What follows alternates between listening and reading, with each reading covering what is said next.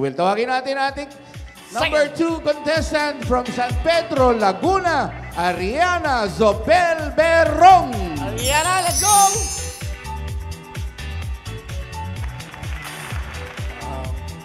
Ito yung nagtsatsaku. Wow, magaling sa martial arts. Real. Talaga bang martial arts ang hiling Yes mo? po. Since grade 5, nag-martial arts na ako. Ngayon, grade 6 ka na. Hindi naman po. First year college. First year college.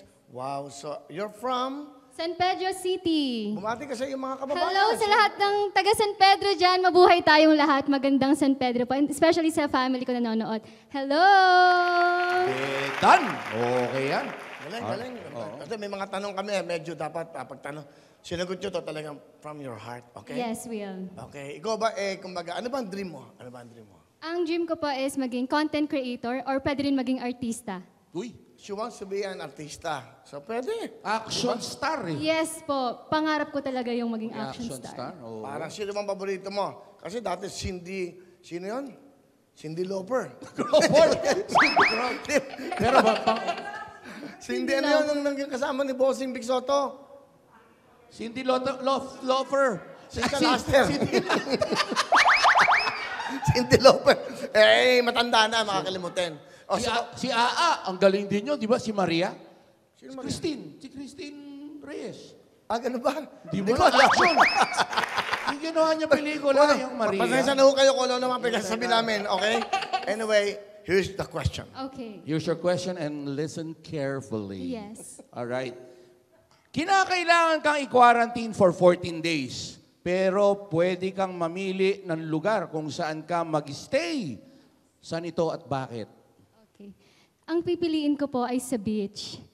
Kuya Will, I am a nature lover. Super hilig po ko sa greenies, sa mga plants and sa trees. And ngayong pandemic, super na-appreciate ko ang nature since before, nung nasa labas tayo ng tahanan natin, busy tayo sa social life natin, busy tayo sa pag-aaral natin, hindi natin na-appreciate yung paligid natin. Excuse me, usually pag quarantine, hindi ka pwedeng lumabas. Nakakulong ka talaga sa kwarto. So hindi ka pwedeng mag-beach dyan. So ang natatanong, Meron po kasing mga private island. And kung mangangarap po ako, pipiliin ko na rin po yung mag-stay sa private island na ako lang po ang tao. Kuya Will, pwede siya mamili, Kuya Will. Yes, I have the power to choose. Kasi alam ko, Pinaglaban. alam ko, hindi ko kasi naintindihan. Kasi alam ko, hindi ba naka-quarantine? Kaya nga quarantine. Pero para naman yung quarantine mo, parang nagbakasyon ka naman ng grande. Well, Kuya Will, Will, kasi po, meron naman po akong chance na mamili. And kung pipiliin ko po yun, kasi Will, hindi ko po alam kung kakayanin kong magstay sa loob ng kwarto. Because takot po ako mag-isa.